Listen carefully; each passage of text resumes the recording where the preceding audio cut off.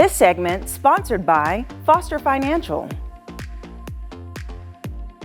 Welcome to Wealth Wednesday, providing you with holistic financial advice. And joining me today is Caleb Doane, the Vice President of Foster Financial. Good morning. Good morning. How are you? I'm doing well. How are you doing? Good, doing good, thank you. Okay, so today we're going to talk about something interesting, which is rebalancing. What is rebalancing? So this is something that we use at our firm with all the money that we manage in our clients' accounts, but it's also something that applies if you're just someone who's working, has a 401k, and you're saving for retirement.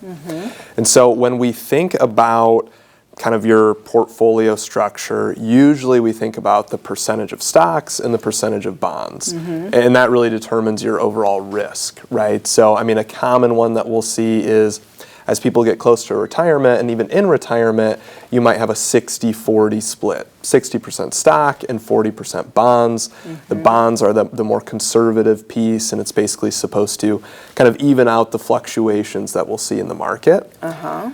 But when we've seen lots of movement in the market, like over the last 15 months, we've seen the market go up pretty substantially, it can make you out of tolerance, where maybe a year ago when you last rebalanced, you were at that 60-40 structure, and now the market has gone up. And of course, the part of your portfolio that has gone up the most is going to be that stock side. And so that used to be 60%, but now that grew. And so now maybe if you look at your portfolio, it's a little more like 70-30 or 80-20.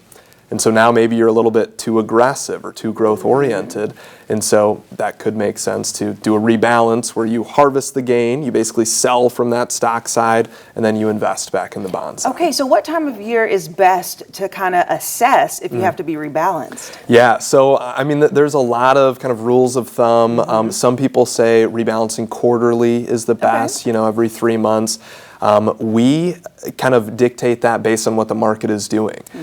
So depending on what our outlook is for the market will help us determine, hey, do we want to rebalance right now? If the market has gone up, when you rebalance, typically that means you go a little bit more conservative.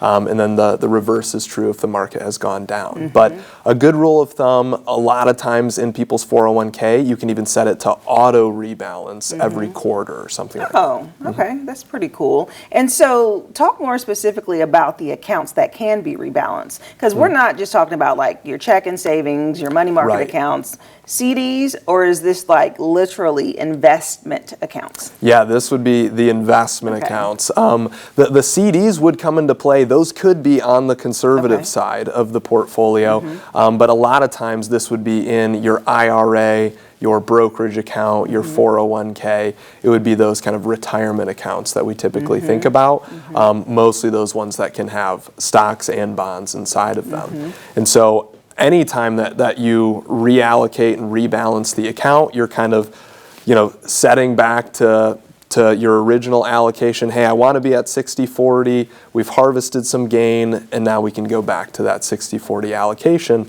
to make sure that you're not too risky in that account. Okay, gotcha. And so what are some of the top methods or strategies really that you all kind of try to tackle when you're looking at different portfolios? And of course you look at such a variety of ones, but what is the common one? Yeah. So I mean, some of the strategies with rebalancing that we use, when the market is going up, there's certainly a temptation to say, hey, the market is just always going to go up, right? I don't want to miss out on any of these gains. But of course, as we know, just like in 2022, the market dropped down. And so when we see the market go up like this, it means that people are slightly more growth oriented, slightly more aggressive than they were the last time that we rebalanced.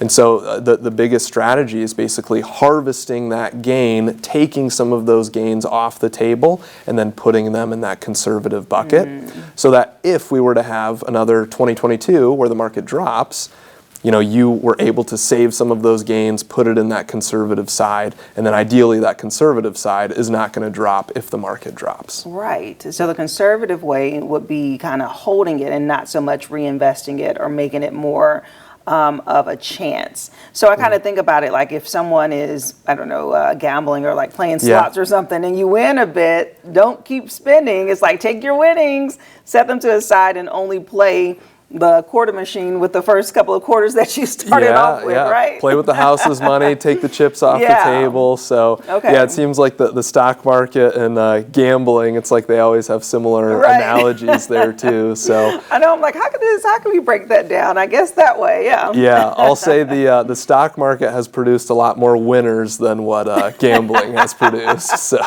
good, yeah. That's so great. Okay, so this is just something though that people can bring to you. You say that it's automated, but first they have to set it up with you before it really rolls. Yeah. A lot of times in a 401k, people might be defaulted into something like a target date fund or something like that. A lot of times we'll help them reallocate their portfolio to the desired allocation, and then we can help them with that rebalancing going forward. All right, awesome. Well, thank you so much, Caleb. Yeah, thank you. Telling us about rebalancing. Yeah.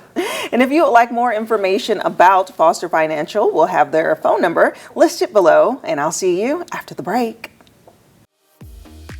This segment sponsored by Foster Financial.